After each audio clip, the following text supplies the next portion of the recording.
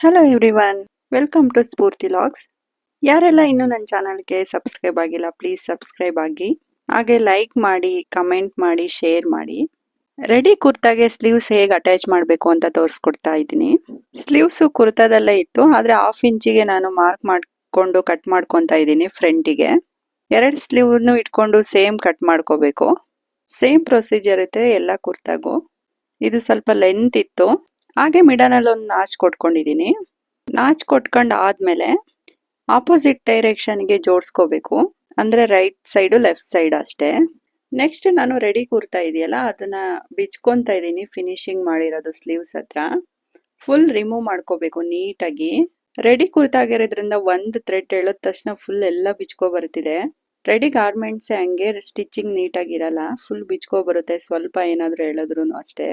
ನೋಡಿ, ಈ ತರ ನೀಟಾಗಿ ಬಿಚ್ಕೋಬೇಕು. ಫುಲ್ಲು ಬಿಚ್ಕೊಂಡಲೇನೋ ಹಂಗೇನೆ ಸ್ಟಿಚ್ ಮಾಡ್ಬೋದು, ಆದ್ರೆ ಫಿನಿಶಿಂಗ್ ಅಷ್ಟು ನೀಟಾಗಿ ಬರಲ್ಲ. ಹಾಗಾಗಿ ನಾನು ಫುಲ್ ರಿಮೂವ್ ಮಾಡ್ಕೊತಿದ್ದೀನಿ ಸ್ಟಿಚ್ನ.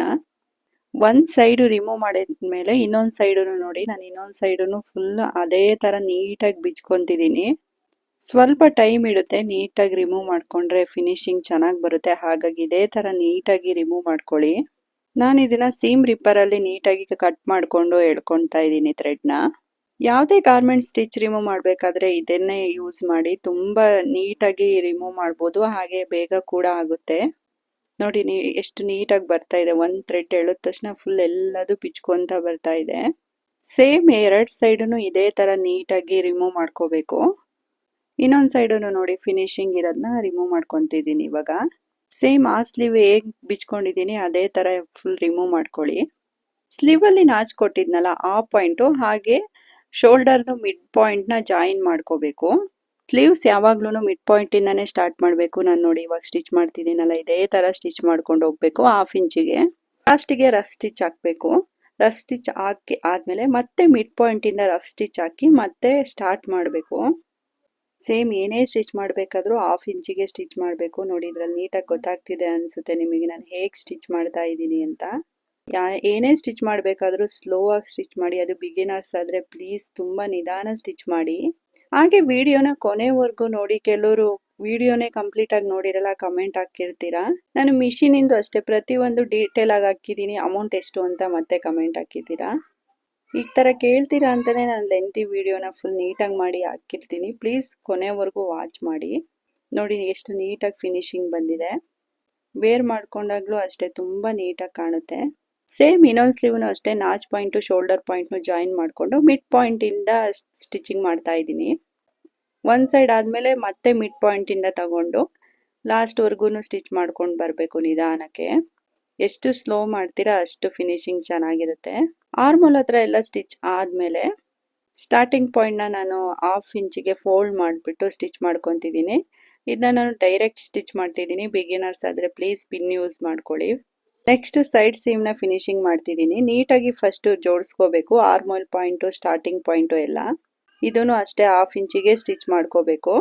ಈ ಥರ ಕಟ್ ಮಾಡ್ಕೊಂಡು ಆದಮೇಲೆ ನಾನು ಇದನ್ನು ಕಸ್ಟಮರ್ ಮೆಜರ್ಮೆಂಟಿಗೆ ಫಿಟ್ಟಿಂಗ್ ಮಾಡ್ತಿದ್ದೀನಿ. 2 ಇಂಚು ಮಾರ್ಕ್ ಮಾಡಿಕೊಂಡು ಫಿನಿಶಿಂಗ್ ಕೊಡ್ತಾ ಇದ್ದೀನಿ. ಎಕ್ಸ್ಟ್ರಾ ಫ್ಯಾಬ್ರಿಕ್ನ ಹಾಗೆ ಬಿಟ್ಕೊಂಡಿದ್ದೀನಿ. ಅವರು ಬಾಡಿನೂ ಕೂಡ 1 ಇಂಚಿಗೆ ಫಿಟ್ ಮಾಡಿ ಅಂತ ಹೇಳಿದರು, ಹಾಗಾಗಿ ನಾನು ಇದನ್ನ ಸ್ಟಿಚ್ ಮಾಡ್ತಾ ಇದ್ದೀನಿ. ಫಿಟ್ಟಿಂಗ್ ಇಲ್ಲ ಅಂದರೆ ಆರ್ಮೋಲಿಗೆ ಎಂಡ್ ಮಾಡಿದರೂ ಆಗುತ್ತೆ. ಸೇಮ್ ಇನ್ನೊಂದು ಸ್ಲೀವ್ಸು ಅದೇ ಥರ ಫಿನಿಶಿಂಗ್ ಕೊಡ್ತಾ ಇದ್ದೀನಿ, ನೋಡ್ತಾ ಇರ್ಬೋದು ನೀವು. ಸ್ಲೀವ್ಸು ಆಲ್ಮೋಸ್ಟು ಯಾವುದೇ ಗಾರ್ಮೆಂಟ್ಸ್ ಆದರೂ ಇದೇ ಥರ ಸ್ಟಿಚಿಂಗ್ ಇರುತ್ತೆ, ಸೇಮ್ ಕಟ್ಟಿಂಗ್ ಇರುತ್ತೆ. ಏನು ಅಂದರೆ ಡಿಸೈನ್ಸಲ್ಲಿ ಸ್ವಲ್ಪ ಡಿಫ್ರೆಂಟ್ ಇರ್ಬೋದು ಅಷ್ಟೇ. ಯಾವುದೇ ಆದ್ರೂ ಅಷ್ಟೇ ಪ್ರಾಕ್ಟೀಸ್ ಮಾಡ್ತಾ ಇದ್ರೆ ನೀಟಾಗಿ ಬರುತ್ತೆ.